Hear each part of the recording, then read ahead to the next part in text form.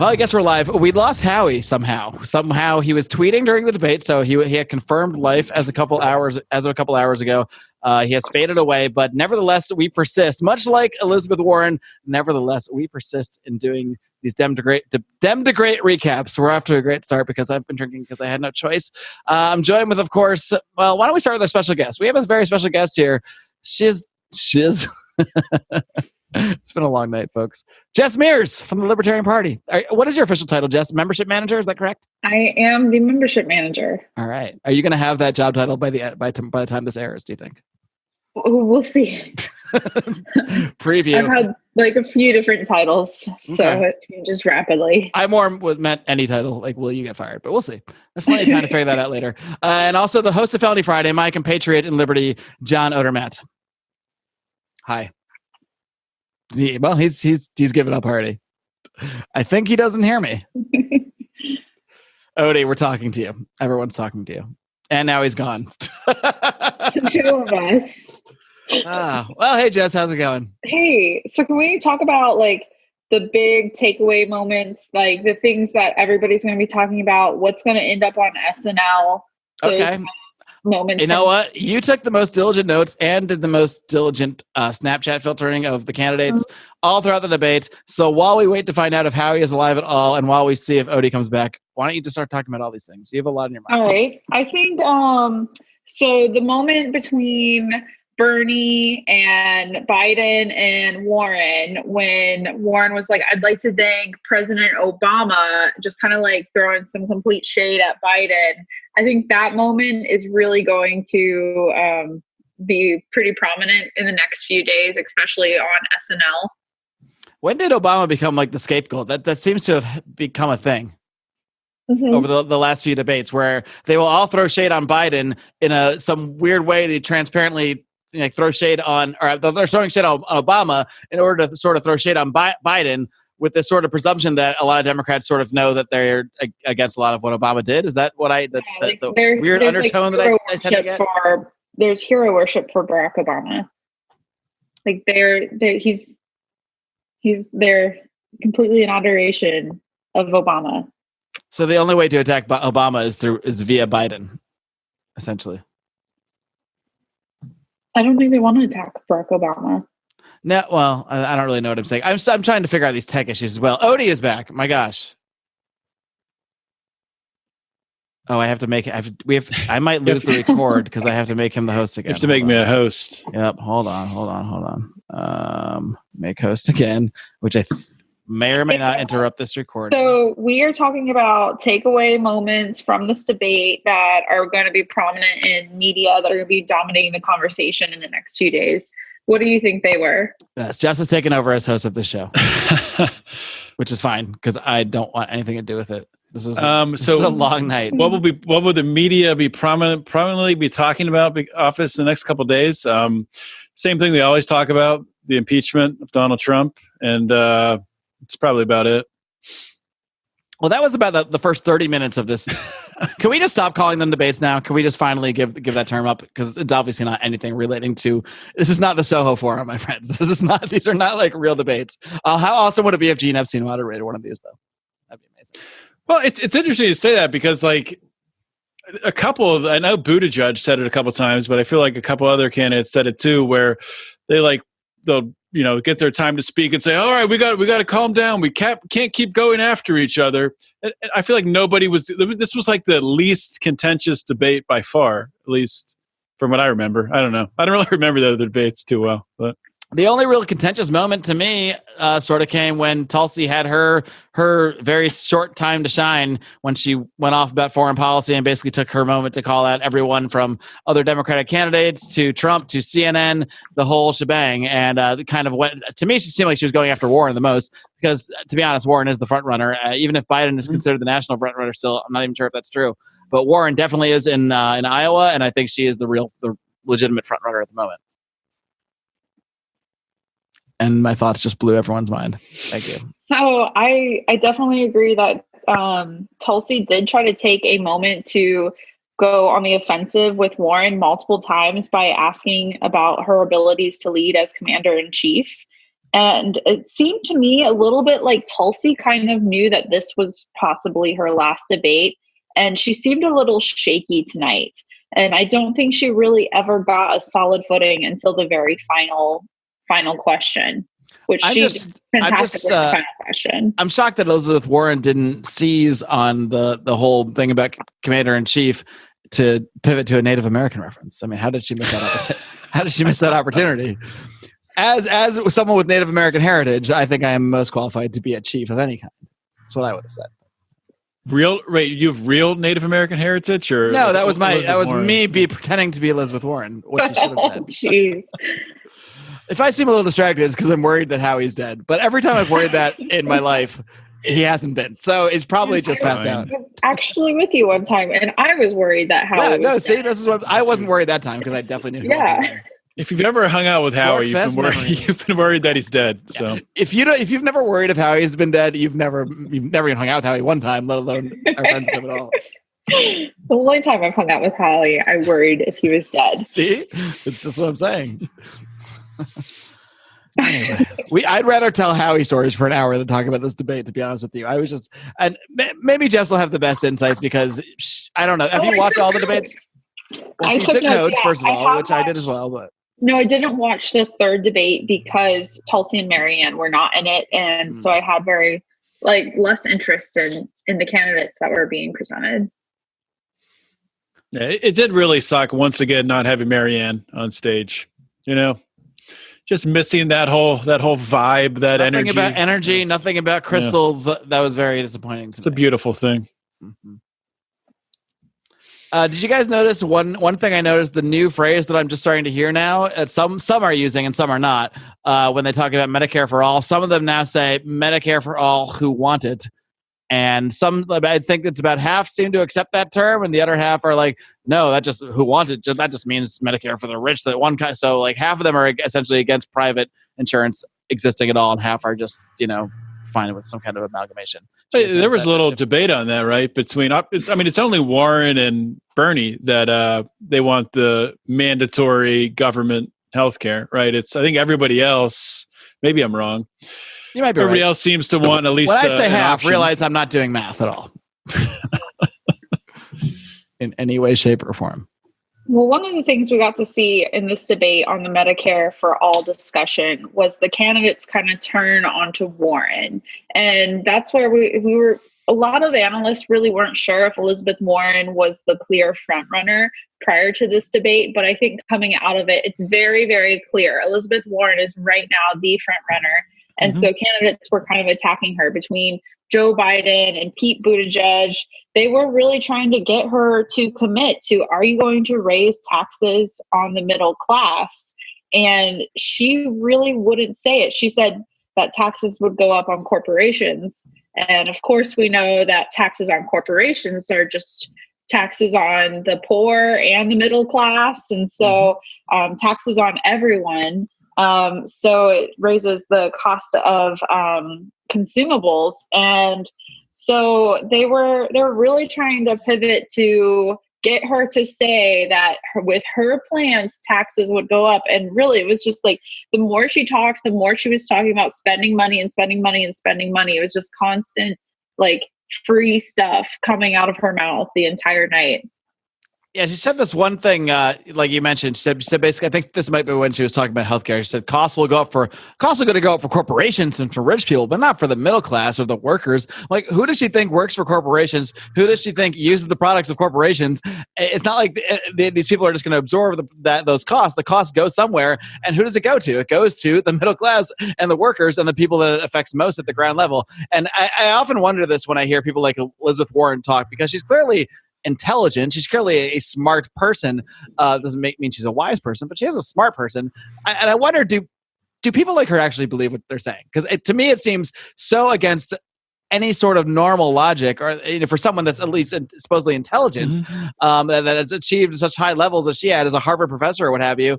Can she actually believe the things that she is saying with this kind of disconnect, or is it just pure political propaganda? And she's it's hard for me to see her as a master manipulator. She didn't even seem to believe in her plans. She's just making promises right now because I don't know. She she wants to, and she thinks that's what's going to get her votes. And maybe it'll work for her. We'll see how things play out. Yeah, I mean, just like Jess was saying, I mean, it's obvious to anyone, obviously all libertarians listening out there understand that any taxes, corporations don't pay taxes, consumers pay taxes. And even to a farther extent, like, it's like Elizabeth Warren and Bernie Sanders have some belief that, and Bernie will even say, like, we're going to tax Wall Street speculation, just to we're just going to tax this little piece here, and it's only going to affect these bastards that are making money. That's the worst Bernie I've heard of any of the Lions of Liberty hosts, but I still enjoyed it, just so you know. Hey, I don't do this for the It brought me joy. That's all that matters. But they can't be thinking this through. Like, I don't, in a rational world, which we don't live in a rational world, they can't be logically thinking this through. So I don't know if they're just purely evil, or if they're so surrounded by people who are thinking the same thing and saying the same thing that they just never take that time to really venture to really try to understand what the policies would do and understand the unintended consequences of them. I don't know. It's kind of mind-blowing when you really start to think about it. Can we take a time out to appreciate Odie's new hairstyle that I haven't seen in this manner? Is it new? Well, I don't know. It's usually a part, but now it's more of almost like a gelled back. I got it a little bit shorter this time. Right. Yeah. Between that and the Bernie impression, you're winning on style points tonight. I was going for the Rico look. Rico with the spiked hair that we saw the one time. That was a great moment. This is why you got to join the Lions of Liberty Pride, so you can get these video live streams. We'll release this to the actual public. This drunken Democratic debate recap probably on Thursday. But the Pride gets it live, and they get the video, and then you get to see these amazing hairstyles of the Lions of Liberty. Really. Can we talk about my Snapchat? Yes, I would prefer to only talk about your Snapchat for the rest of the show if we can. Okay, so during this debate, it was 3 hours. It felt like it was 5 hours, 3 hours and 12 minutes. It was out of control. It was insane, and I was kind of just for some reason I got on Snapchat today. My friend sent me a Snapchat. And so I paid my taxes today, and I gave the government $7,000. You paid your taxes in October. Look at you. I know. I filed an extension, so I had to pay. And I paid hold that money as long as you can. Yeah. Right. And so today was taxes were due, and so I paid my taxes. And since I had just opened up Snapchat, I thought I will tell my Snapchat friends that I paid my taxes, because it's kind of $7,000 is a lot of money to give the government at one time. And it's a lot of money to do something I want to do with it, let alone give it to the government. I thought about all the vacations I could go on with that $7,000. Anyways, so I did a Snapchat, and then while I was on the debates, Snapchat was on my mind watching the debates. And so I did some Snapchat videos of the candidates. And she took notes. This is impressive. It was amazing. Can you play them through the Zoom chat? Is that possible? I wonder if I can share my screen. You can. There is a feature. Oh, okay. If there was ever a reason to be on our Patreon. Do you want me to pick my favorites? Yeah, do. Sure. You gotta do. Whatever keeps us from actually talking about the debate gets my support. But what about my copious notes, Mark? Oh my God, you are really impressive. Holy shit. I was my notes are 7 words, and the last 3 are kill me now. I took really good notes last time, but I was actually during this debate I was prepping to towel a shower, so I was working with some are you start trying to say the word tile? Okay, tile? It sounded like you said prepping to towel a shower. Tile. You're going to line the shower with towels? What is this? Is this what the kids are doing nowadays? We can't afford tiles, so now we just use towels to make the shower. Eventually, I will use a towel. I've had 3 beers, and for some reason, I'm slurring my words already. Something's happening. Jess is sharing. Are we seeing something? Okay. I'm seeing something. Tell me if it plays the audio. I think it should. Yeah. I think there's something you have to click to make it play the audio, but we'll find out if you did that. Is your screen cracked, or is that right now? Nothing's playing right now, right? Do we all agree on that? Right now, I have frozen. You're trying to play it. Okay, something's playing. It's going to make great audio for the front. Oh, nice. All right, I'm going to describe this. I see Cory Booker as a clown, and it's pretty damn hilarious. That was Cory Booker, right? That wasn't Brian McLean. Yeah. Just make it sure. Okay. He's the only bald one, right? The internet. I think so. The internet bandwidth. No. This is great. This is so much better than talking about the debate. Now we have Jess as a clown with in the background. Julian, by the way, did they pronounce Julian Castro's name a third way? First it was Julian, then it was Julian, and now it's like Yulin. It's like they're pronouncing it different every time. Well, I don't have the Wi-Fi capacity for this. All right, so I think we got the point. You can post them, or you're not in the Lands of Liberty Pride. Maybe you should send us $2 and we'll let you in. Maybe we'll let you in since you're a friend of the show. I did tweeting of Snapchat. You know how many times Jess Mears could join our Patreon if she didn't have to pay $7,000 to the government? She could be the biggest supporter of all time. Imagine if that went all to us instead. No, the government has. Follow Jess Mears on Snap. Do people follow people on Snapchat? I'm not on Snapchat. I think you only follow hookers on Snapchat. How does it work? I'm pretty sure. So yes, follow Jess Mears. Twitter. If you'd like to see my DNC debate Snapchats, follow me at just for the number Liberty. And I did a lot of tweet snapping. And so there's like all the filters I used on as many candidates as possible. I'm very impressed that you both took very extensive notes, which I have visually seen with my eyes on video, and also did all these video Snapchats at the same time. That's impressive. Yeah, I was trying to keep up with the debate. So we're still waiting on proof of life from Howie Snowden. He must have definitely just asleep. He thought the debate was an hour shorter, I think, because I said something on Twitter about the debate being half over. He's like, wait a minute, when does this end? And then he said something about being almost out of beer, which means he probably blazed through whatever beer he had and then he probably timed it just right to pass out at the end of the show. But unfortunately, when he thought the end of the show was the beginning of the show. It's actually the beginning, yeah. So jokes on the audience. Okay, so we had on our list of topics for this evening, most libertarian moment. Yeah, in quotes, because that often doesn't happen. But I think what do you have? I had two moments that I kind of really thought shined through. One was when Castro said that police violence is like also gun violence from something like that. And referenced a recent shooting of a woman in her home by a police officer. Yep. And I thought that was something that, libertarians could really applaud and agree with those comments from him. And also Tulsi Gabbard, when she was referencing automation and universal basic income, she said that humans receive, or the essence of what she was saying was that humans receive dignity from choice, from working, from being able to provide for themselves and have jobs and careers. And so that was kind of something that I think is a libertarian concept, is that dignity comes from your means of production. And so that was voiced by Tulsi.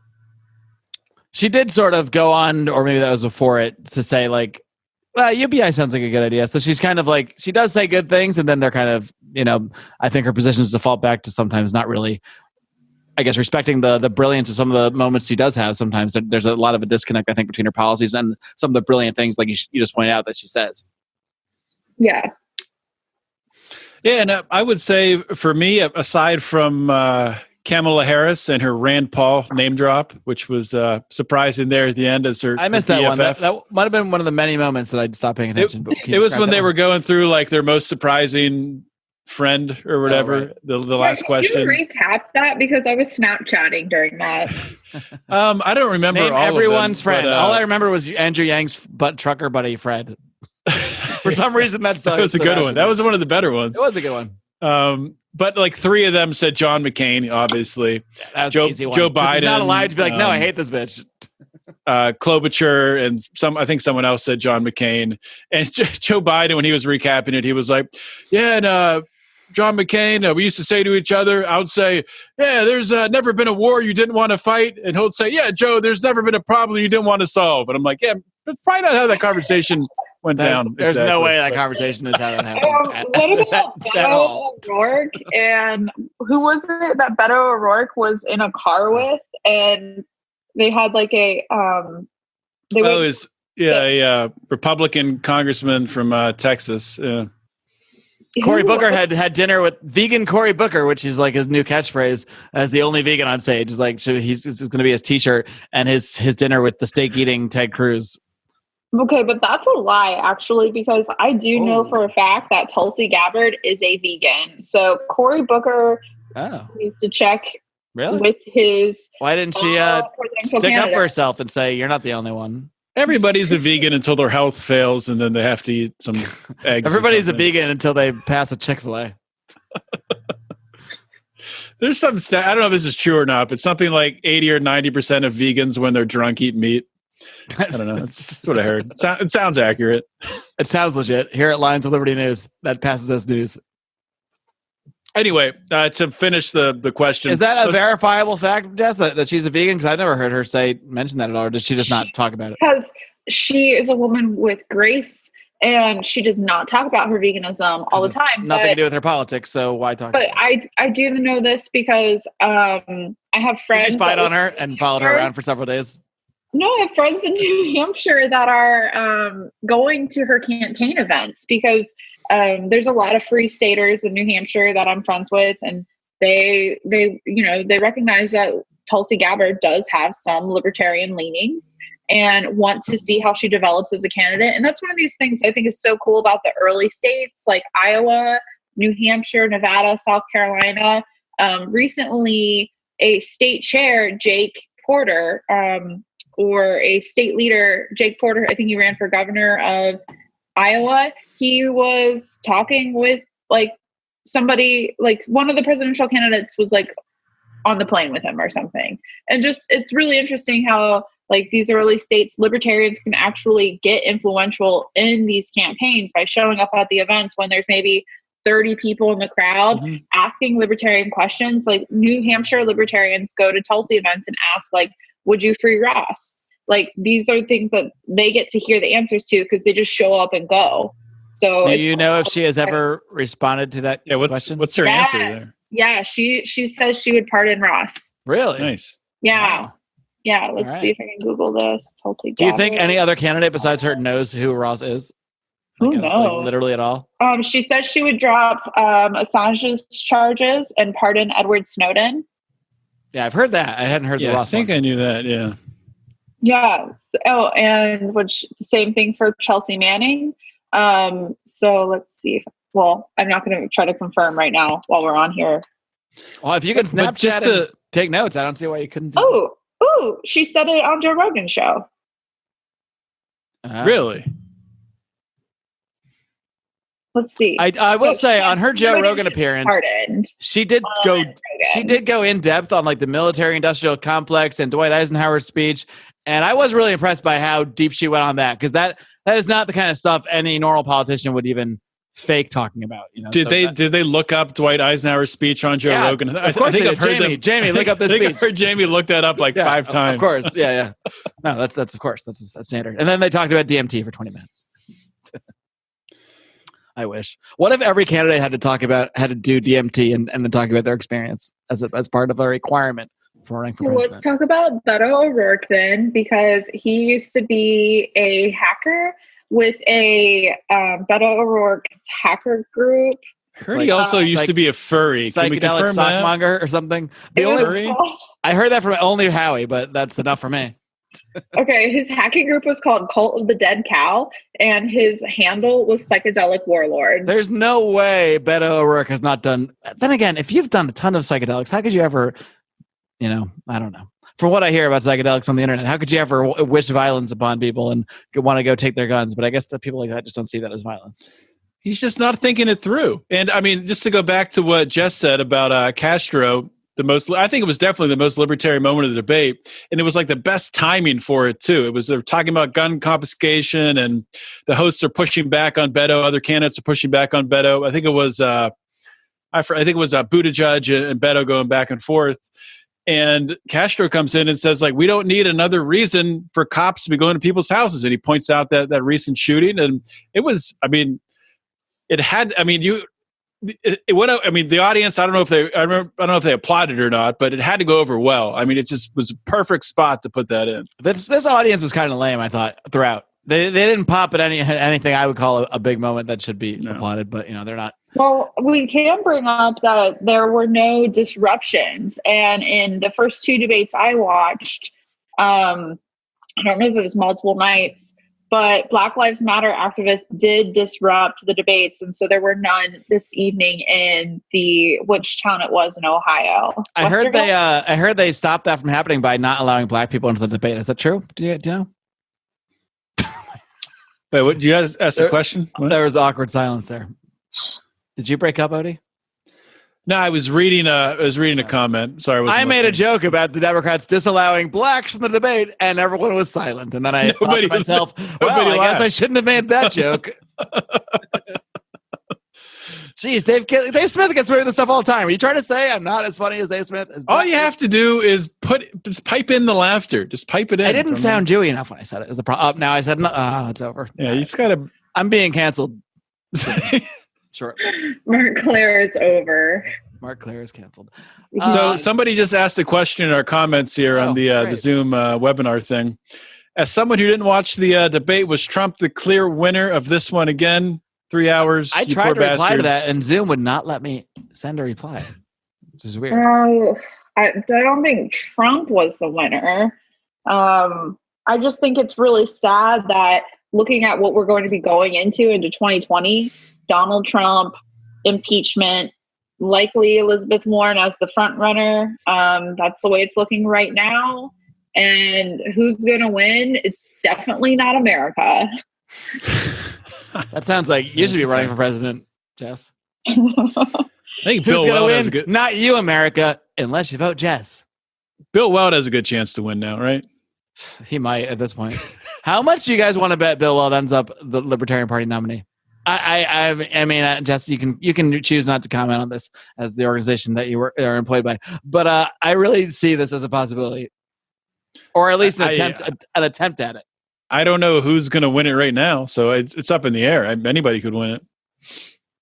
Anyway, I heard something very interesting as I was doing my diligent preparation for this evening, that the polls at this point in Democratic primaries, at this point in the game, you have a 50-50 shot of predicting the front runner. So we've got Biden and Bernie and Elizabeth Warren as the front runners right now. Biden has been really kind of shaky in the prior debates, where I was concerned that this man's not going to make it into the following year. He's between his eye filling up with blood. But tonight I thought Joe Biden, I know it really happened though. Joe Biden seemed much better tonight than I've seen him before. He did seem a little more spry than usual. I'll give him that. Yeah, and mentally too. And as far as when it came to numbers, he was reciting numbers that sounded logical rather than just like mistakes. Rather than saying in 19-dickety-2 when I first opposed busing. And he didn't talk about record players tonight. So I do think that Biden ages himself sometimes too much, because he's like, back when we were voting for Supreme Court justices, I supported Ruth Bader Ginsburg. Like that was like 40 years ago. What is going on here? Did not mention these stats sometimes. So Bernie just came back from having a heart attack. He just lost his daughter-in-law, who died within the past week. Oh, so wow, I didn't know that. Yeah, so Bernie's been suffering a lot lately. So I was kind of wanting to see if this was going to be like his final leap, his final lap. And he seemed to be his usual self. He was back to himself. Like, I don't think it was apparent that he had a heart attack. I don't think it was either. And that's not really surprising. I mean, did he actually have a heart attack, or did they catch it and then put stents in? I believe he did have an actual heart attack, or at least they said that on one of the moderators did say he came back from a heart attack. Because I know that surgery, if it's not like an actual heart attack that happens if they catch it beforehand, that can be like they do it and you're out of the hospital. Be considered like a mild heart attack, but, Yeah. But I do agree that this was definitely Biden's best debate. He seemed with it. He didn't it seemed like the last debates, as the debates would go on, he would just, every hour he would be more and more confused and making bigger gaffes. But I don't know. I think he did pretty well. And I did. What do you guys think about this? Do you think there's not a coalition, but sort of like a truce between Bernie and Elizabeth Warren? Do you guys sense like they'll mention each other in their responses a little bit? Like, well, I think there's no Bernie doubt. Says this. In my personal opinion, Bernie is running in order to sell another book and then give his toss of support to Warren. That's what I think. What do you think, Jess? It definitely doesn't seem like they have a lot of animosity between each other. It's more they're trying to possibly gang up to take down Biden now. They are playing for the same wing of the party ultimately. So I mean, their support isn't the same support as say a Biden or Buttigieg or a Harris. I think they're both battling for that progressive wing, but they're not really battling each other. They're sort of battling it together, and then one of them is going to fall, and one of them is going to take that. I think. Ultimately. Although Bernie did have the comment recently, I forgot about this. It was not during the debate a couple of days ago, where he called Elizabeth Warren a capitalist. I forgot about that. As an insult, to be clear. Yeah, as an insult. Purely an insult. The way we call each other statists. What a world. Yeah, basically. That's basically it. No, but we call each other statists like friends too, so maybe it was kind of like that, Like, oh, you fucking statist, Howie. Howie, you want an government asteroid protection program? What a statist. I love it how he's not here to defend himself. Tonight we saw clearly, I think Elizabeth Warren had a really good showing. And when the other candidates tried to attack her, she kind of tried to hold her own, or at least it wasn't abysmal. She didn't get curb stomped like Tulsi did to Kamala Harris, bringing her down forevermore. But one thing we didn't hear about, and this is an issue I'm not fully up to speed on, is China and Hong Kong. I don't think that I was shocked that Hong Kong and China was not mentioned once. I thought that would take up like 45 minutes of the debate, asking about the NBA and free speech. I was absolutely floored that was not brought up. I couldn't even believe that.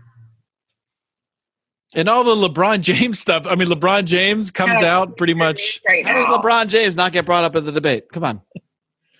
Middle America wants to hear about this shit. I don't know. I mean, I don't know. Maybe it's just my Facebook feed, but it seemed like my Facebook feed was just inflamed today with, anti-LeBron James stuff based on his comments coming out. Maybe that's just libertarians that are upset about it. Maybe the rest of the world doesn't. I can't believe how he's doubled down on his stuff too. He's like, he even said he doubled down, and then in response to his own comment said, "Hey, the NBA and the players have had a tough week." I'm like, you've had a tough week? Are you guys serious? Like. Yeah. It's just unbelievable. The disconnect is just unreal. Many people outside of Twitter sphere aren't exactly sure of the Hong Kong and China issue, and I know I'm certainly needing to get up to speed on it. I'm going to listen to Jen, the Libertarians podcast that she did on it. I think Jen does a phenomenal wrap up of the news and providing a libertarian perspective on issues. And Pete, that was not, if Pete's listening in the live chat, we're not only saying that because we know you're watching. That's not the only reason. Yeah, so I'm really enjoying listening to Jen's weekly or bi-weekly podcast that she's been doing. Jen, the Libertarian, is one of the other brave souls who has done one of these debate recaps with us, so we appreciate her as well. We need you strong libertarian ladies out there to comment our way through these things, because Lord knows we're dying here. This is the first one where I just really, really felt demotivated to watch it. No, this is not the first one. The last one was that's a lie. Equally hard to watch. I'm not going to lie. It's going to get worse, I think. Oh, yeah. I know. As some of our favorites are getting plucked off. Okay, so one of the things we had scheduled to talk about was candidates that are most likely not to make it to the next debate. I love Jess hosting the show, by the way. It's my favorite thing about it. I'm fine with it. I'm totally fine with it. No sarcasm. I'm taking a break. Co-producer badge. So the next debate is going to be November 20th. And the candidates that are slotted right now that have qualified, there's 8 of them. It's Biden, Booker, Buttigieg, Harris, Sanders, Steyer, Warren, and Yang. So we're waiting on Tulsi, Amy Klobuchar, Julian Castro, and Beto O'Rourke. They haven't made it yet. The criteria is 3% in 4 polls or 5% in 2 polls that are in New Hampshire, Iowa, Nevada, and South Carolina, and 165,000 unique donors. So my guess is Steyer is just pumping money to get on the right polls because no one knows who he is. But did he only talk once tonight, or did I just miss every time? Are you kidding me? I thought he would never get off my TV. We had totally different experiences. Is this like when two people take a batch of mushrooms together and there's like two totally different things happen? I swear this guy was never off my TV, and he kind of reminded me of like a cheerier, nerdier Bill Weld. Does anyone else get that? And was he wearing like some sort of some tint on his face, or was that just my phone I was watching on? He was wearing like a weird like tannish tint. I don't know. It was Everyone was looking like different through my Snapchat filters. Was he wearing clown makeup, or was that just a Snapchat filter? I'm not sure.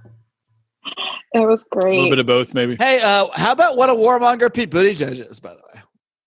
Yeah. I mean, and Tulsi called him out on it. I know.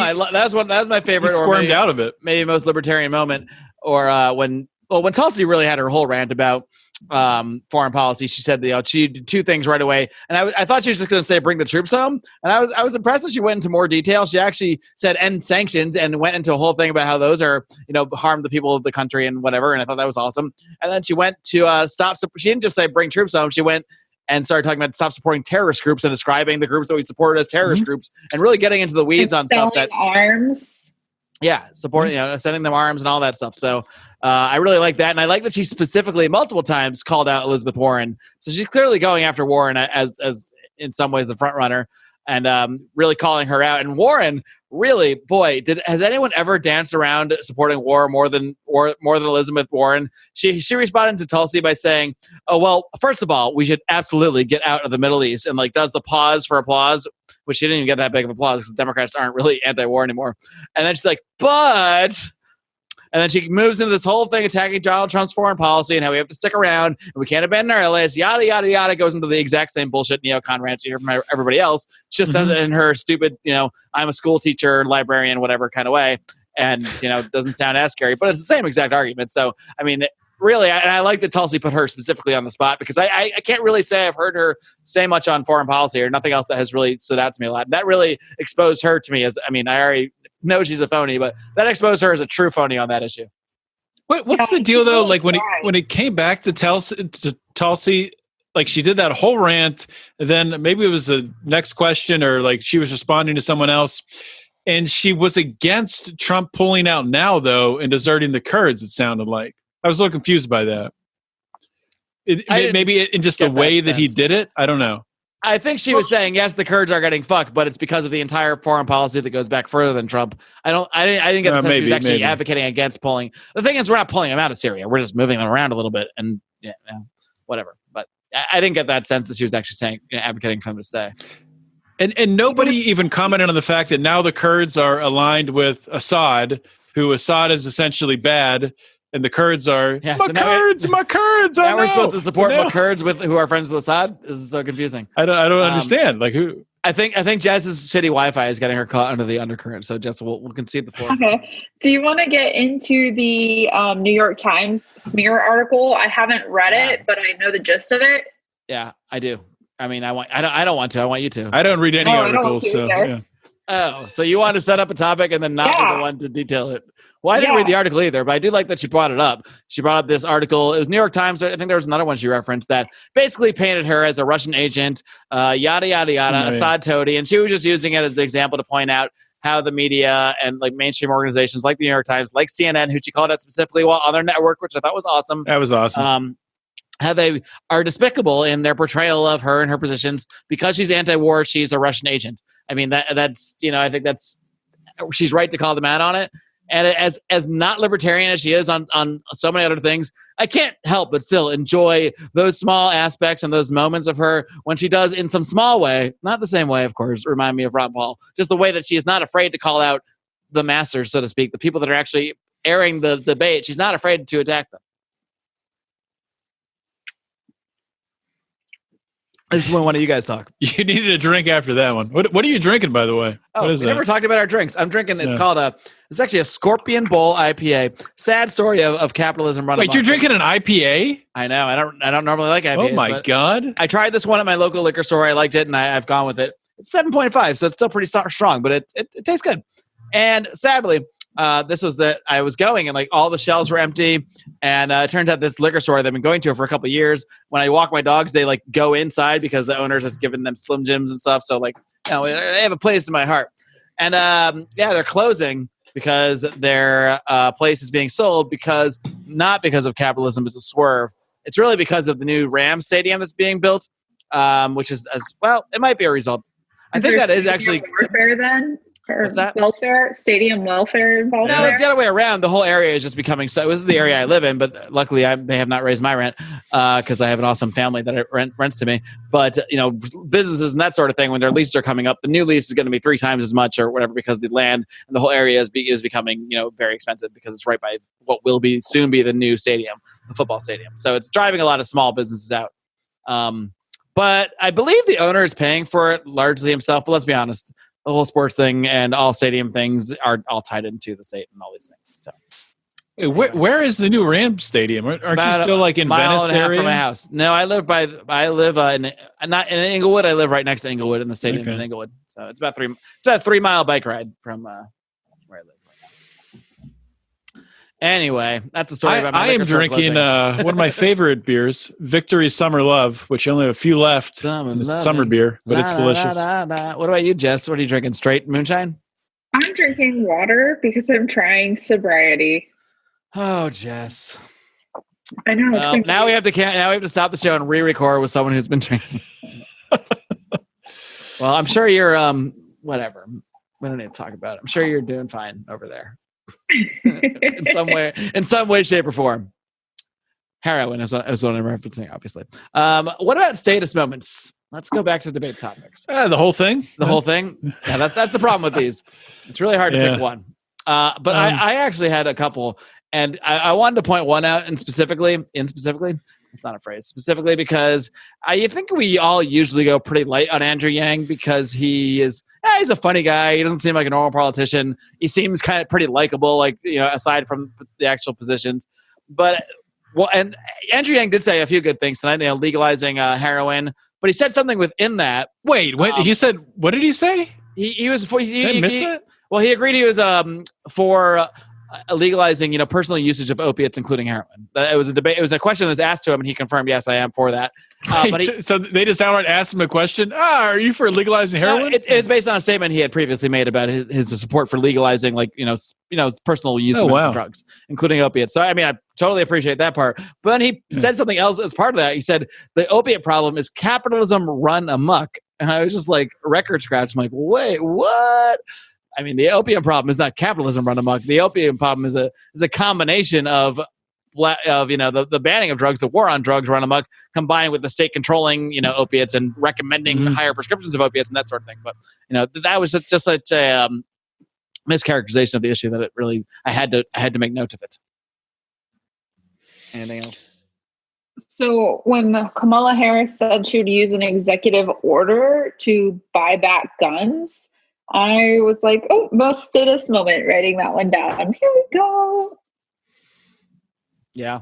And she was like, I think I mixed her up with Elizabeth Warren, who was saying, like, who was it? Oh, she was saying, I work in the Obama administration, and I know what things we can do with Congress and what we can do by executive order. And let me tell you something. We're going to do a whole bunch by executive order. She didn't do the shitty dance moves or anything like I was, but the gist was there.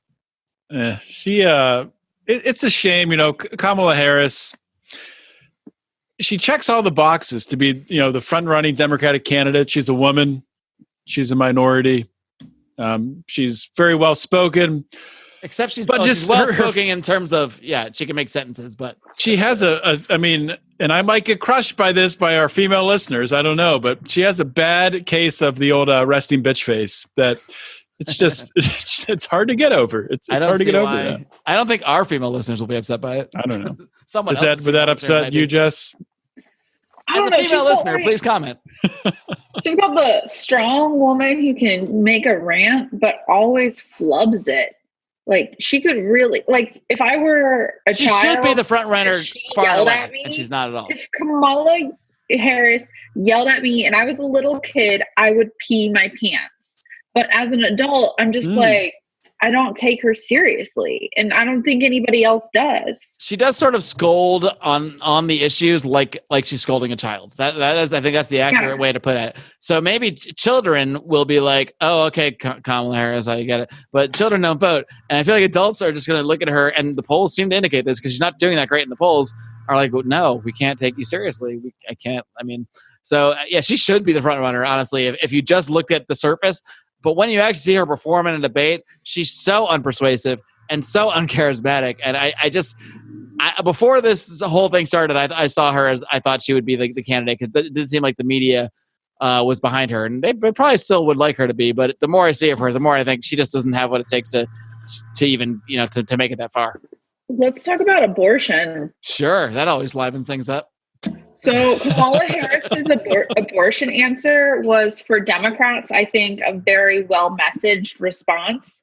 And so I think she's going to get kudos from the pro-choice community on that one. Could you recap that response for the audience at home? That basically women should have the right to choose and nobody should take a woman's choice away. Isn't that what don't they all agree on that? That's what I was going to say. Yeah, but her response was very eloquent and I thought it came off really well. But did you Snapchat that response? I might have. I did so much Snapchatting. Tulsi said that she does not think abortions in the third trimester should be legal, which floored me. I couldn't believe I was surprised to hear her go out of her way to say that. Yeah, I was. Yeah. So I think Tulsi's toast. Like the Democrats are just going to destroy her, and they're like. They're so upset with her. Do you think most Democrats are in favor of third trimester abortion? I don't think they are. I think the Democratic Party has gone so far left and on abortion.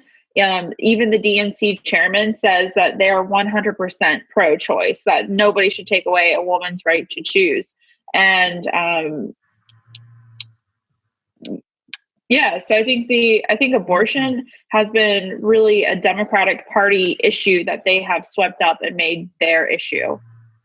And they're trying to coalesce female voters around pro-choice. Do you think the average Midwest, the blue state voter that ultimately the Democrats have, not blue state voter, but let's talk about Iowa. Women in Iowa. That's what's going to determine so much of this election. That's what I mean.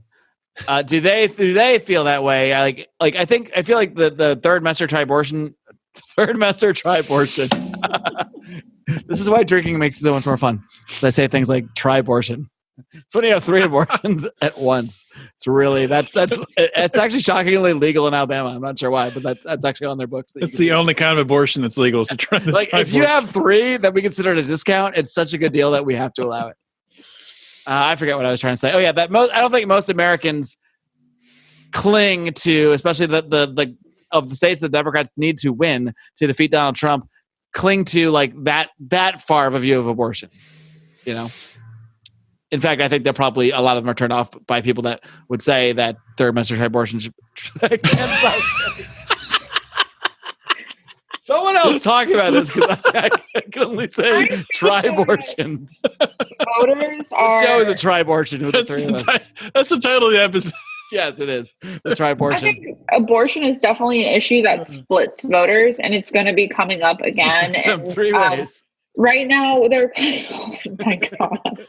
They're kind of really not making abortion a huge issue at the moment because it's going to be a wedge issue later in the election when it's red versus blue. So it's not the biggest deal right now. They're more talking about Medicare for all. But we're going to see it later in 2020. What's crazy is we're still a year out from 2020. And the 2020 debates between the presidential candidates don't start until September, late in September.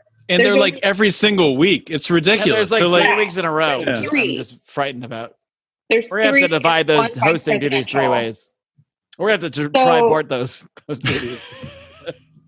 We're a little less than a year out from when we see the hopefully multiple candidates from from the parties. Hopefully we'll have multiple candidates in the debate. Why don't we pivot to that side conversation for a minute, Jess, since you are one of the very few paid employees of the Libertarian Party. And when members sign up at lp.org/Lions of Liberty, they can rest easy knowing that not only do we here at Lions of Liberty get a small kickback from that, but some of that salary will go towards you and your efforts for liberty. So what a wonderful thing that is. So why don't you give your thoughts on it? I can guilt trip this even more. Come here, Kevin. Please do. Come here, Kevin. Oh my God, we're getting dog. Jess is talking to her dog. Whose name is Kevin, by the way. This is Kevin. Named after Kevin McAllister from Home Alone, I believe. If you would like to have Kevin live his best life, please. I thought you were about to sell Kevin. If you'd like to have Kevin, he's available for about $600. If you'll donate today, you can own Kevin. You could. He's really a bad. How much would someone have to donate to the LP to have Kevin? Oh my gosh! I think if they just told me they'd take really good care of him and give him a backyard, they like no money even. What? No, not doing a good sales job here, Jess. So, anyways, if you join the Libertarian Party at lp.org/Lions of Liberty and become a dues-paying member, and I'm going to pitch why people should join the party right now. I'm just going to hijack your program. This is what I set you up for, of course. Wonderful. So the Libertarian Party is America's fastest growing political party. It's the only party that's poised to take on the two-party system in 2020. We're going to have 50 state plus DC ballot access. We did it in 2016, so it's going to be the second time around in 2020. And if you want to see the Libertarian Party grow, we need your resources. It is a third political party. And the one thing that's really holding the party back is financial resources. We have a lot of things we need to do. Our website needs to be refreshed. We need some additional team members for things like communications. Those are things that are right now just being staffed by multiple people. So if you could join the party with a modest donation of $25, we ask for a $25 donation once a year.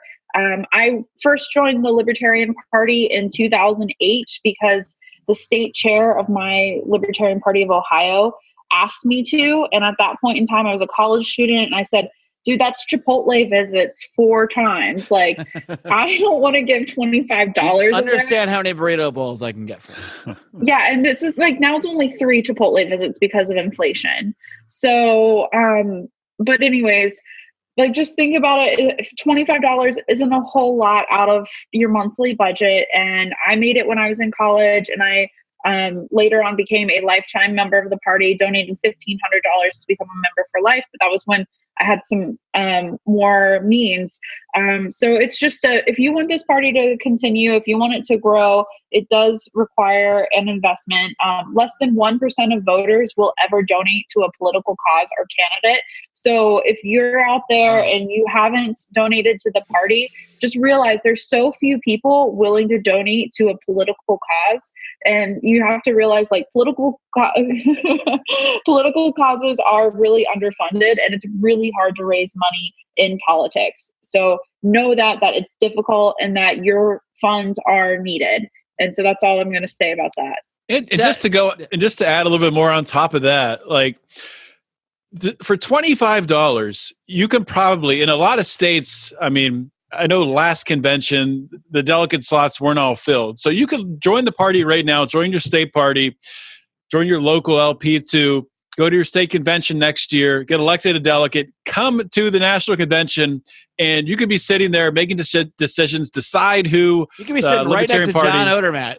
Imagine that. He would be looking right up, seeing right next gel to back hair. I mean, imagine this life. Right next to Mark Claire, his waving hair will be hitting you in the eyes. Literally in your eye. You might be picking it out of your eye. This could happen to you. This could be your life. People. It could happen. And we're all going to be there next year too, doing a live show from there probably. Everyone on this call will. I hope Howie will be, but he might not make it to any of the things that we're describing. Probably. More valuable than your time. And of course, I invite everyone to become a member, a basic member. It's a $25 a year annual donation.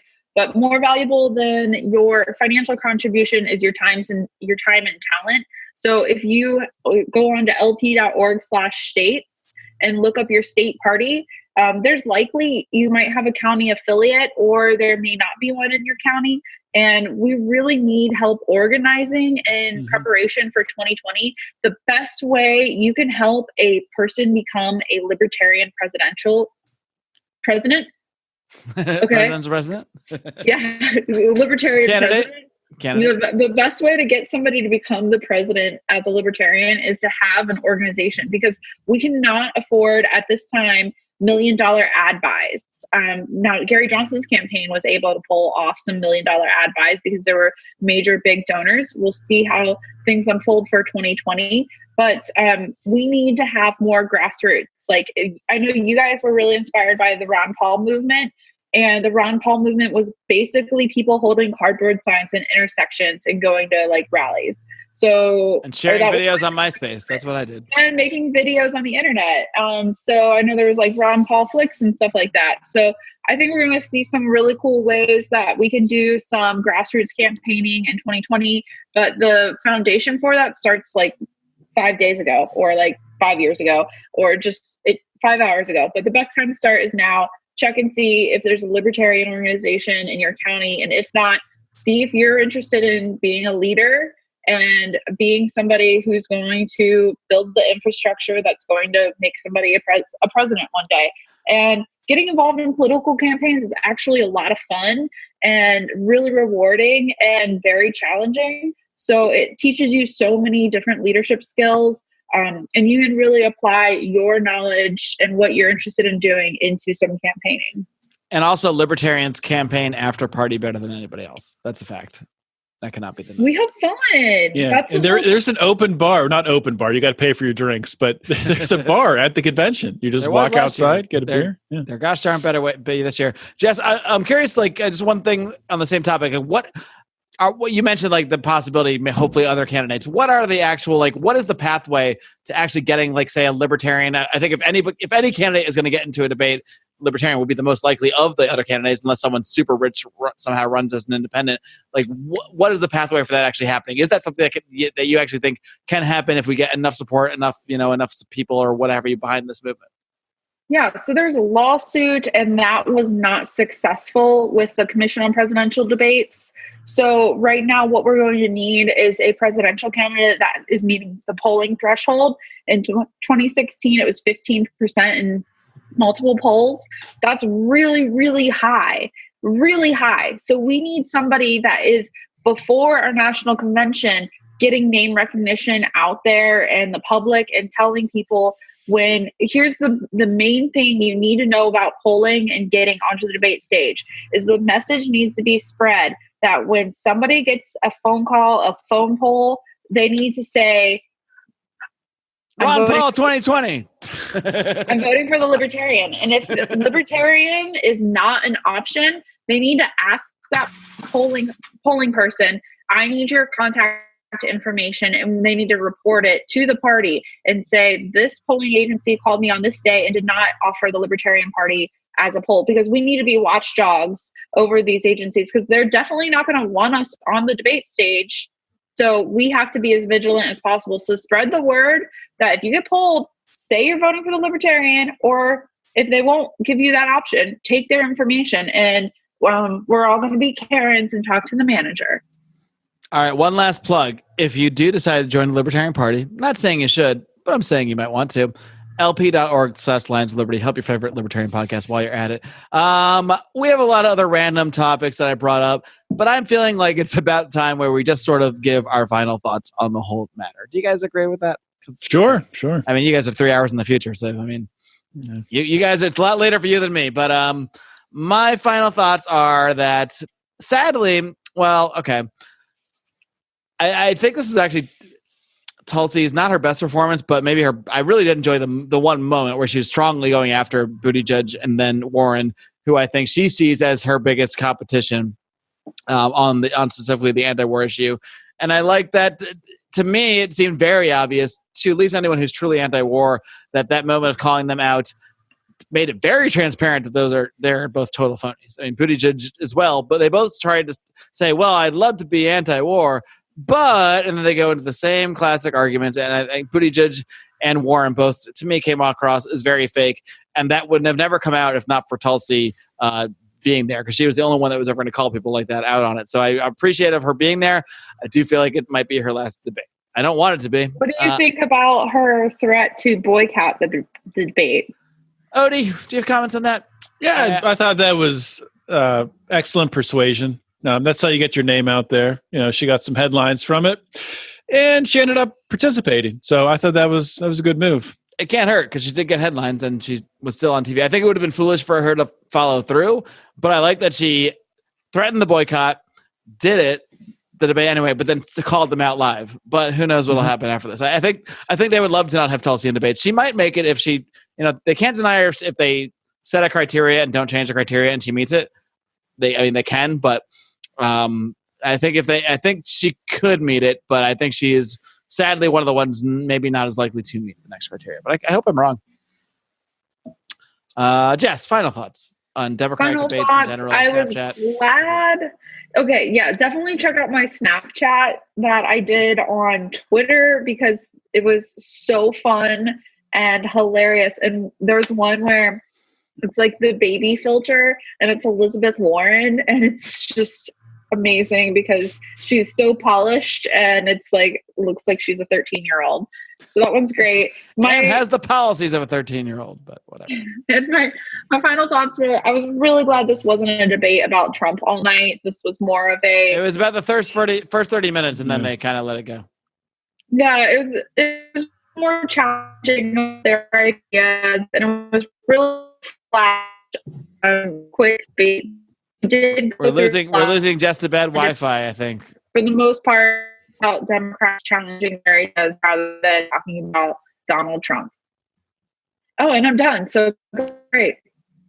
I think that worked out. I think we all got the gist. You were a little breaky-uppy for me, but yeah, it broke up a little bit for me too. But they get the gist. People know what you're saying generally. It wasn't too much Donald Trump. Just enough. It was just enough Trump. And my final thoughts are, I don't know how I'm going to do another. You already gave your final thoughts. What are my final thoughts? Perfect. Thank God. I knew I was forgetting someone. I was like, was it me or was it Odie? I guess it was Odie. Here, go ahead. Even better. I mean, my final thoughts, I'm just glad that we're past another one of these debates and another one off the list. I can't imagine another debate with the same amount of participants. I pray to God that a few don't make it. Hopefully Tulsi is one that does make it, but I don't know. I'm not going to hold my breath on that. I think it's clear that the front runners are pretty well defined in Warren, Biden, Kamala, and Bernie. But I think Bernie is more, as we talked about earlier, sort of just a push and a face to be to back and endorse the Warren campaign eventually. And I mean, I don't know if we're giving our final takes on who we think the nominee is going to be. I was actually going to say, why don't we toss in and I'll go back to you, Jess. Why don't we toss in just do you think any of these candidates could beat Donald Trump, and who do you think the nominee will be? Just two quick. Do you mean to do mine now? Or? Yeah, since you're already talking, why not? Okay. I would say right now, I don't think any of them have a chance of beating Donald Trump, save an economic collapse. Especially, I think impeachment makes it even harder for them to beat Donald Trump because it's just going to coalesce his base so much around him. I think that Elizabeth Warren is the clear frontrunner, and I can't really see anyone beating her unless something really changes. Biden does. I mean, I don't think Biden has it. He's losing steam. Bernie, we talked about everything he's going through health-wise with, things going on in his family too. A lot he's dealing with there, and he just doesn't.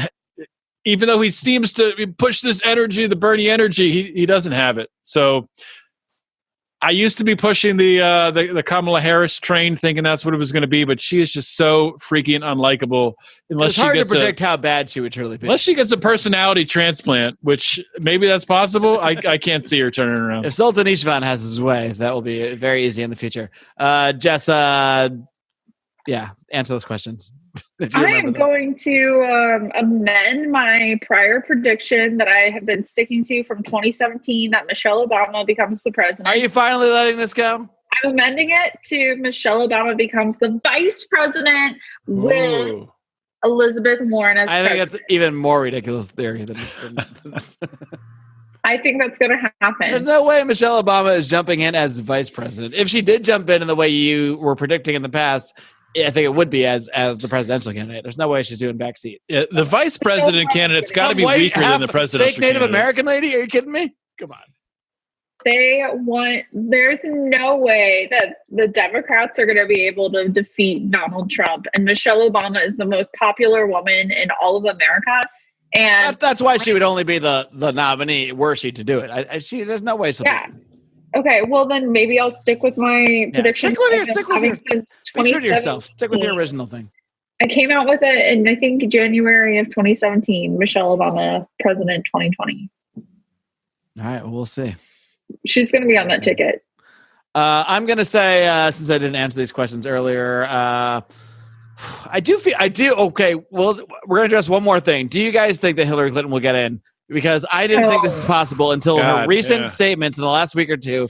She has said a couple things, and maybe she's just being Hillary Clinton and trying to get headlines, but she has said a couple things that sort of imply that she feels she could come in and take this thing no problem if she wanted to. And she might be able to, honestly. Sadly, she probably could. I don't know. I don't know. Why else would she be saying this stuff? I mean, what else does she have? Does she have anything to gain from inserting herself now and going back and forth with Trump on Twitter? Maybe she's testing the waters. Sure seems like she's getting ready to jump in. I don't know. I don't think she'll win the nomination, though, if she does. I think it would be the worst thing that could happen to the I think Warren could stave her off. I think that she would kill Joe Biden, though, maybe literally, if she jumped in. She would literally push him in front of a train. Any thoughts on the Hillary Clinton thing? I never named my answers. Jess? She's not coming back. Okay. I'm going to say, I like the very quick answer. I'm going to say, as of now, I would have to still say Elizabeth. I'm going to agree with Odie and say Elizabeth Warren is the clear front runner. I think Biden's done. I mean, I do think he had his best night, but I think long term, he still is Joe Biden. He's the same Joe Biden who's run for president 4 times. He's the same Joe Biden that's going to go back to having a bunch of gaffes. He's the same Joe Biden that has the Hunter Thompson as his son, Hunter Biden as his son. And I just don't see him lasting at the end of the day. I do feel like Elizabeth Warren has a good chance of winning Iowa, and the Democratic candidate always wins Iowa. So at this moment, I feel she's the most likely, but none of them have a chance to beat Trump. None of this current crop. Something crazy would have to happen, perhaps a huge economic crash or something of that nature. But under the current conditions, I don't see Trump losing. I just don't see it as possible. Will Trump be impeached? Possibly by the House, but he won't be removed as president. He probably will be impeached by the House, but definitely not by the Senate. Yeah, there's no way he gets impeached into the way he won't get removed. He will not get removed from office. No, absolutely not. Anyway, I've had enough. Have you guys? It's bedtime. It's bedtime. It's all right. It's late. Thank you guys all. If you're hearing this on Thursday on the main Lions Liberty feed, you're silly because you could be hearing it earlier. You could be hearing it just after the debates by joining our Patreon at patreon.com/LionsLiberty. For as little as $2 now, only $2 a month, you can see these live streams of these debates in our Facebook group and etc. and on the Zoom calls. So anybody that joins at $2 doesn't get all the bonus content, but you do get to see the live streams. And to me, that's worth $2 to see Jess play her Snapchats back. I mean, that was $2 alone would be worth it. But yeah, we will continue to do these. We committed to doing a recap of every Democratic debate, and I guess we'll do all those 3 presidential debates in a row. Why? So you don't have to, because we love you, and we're glad that you're here. Glad that you've supported us for all these years, and glad that you're going to join the LP through our link at lp.org/LionsLiberty. Guys, my voice is literally dying, so I'm going to end the show. Thank you guys for coming on. Thank you, Jess Mears. Thank you, Odie. We'll see you. Bye. See ya. Bye.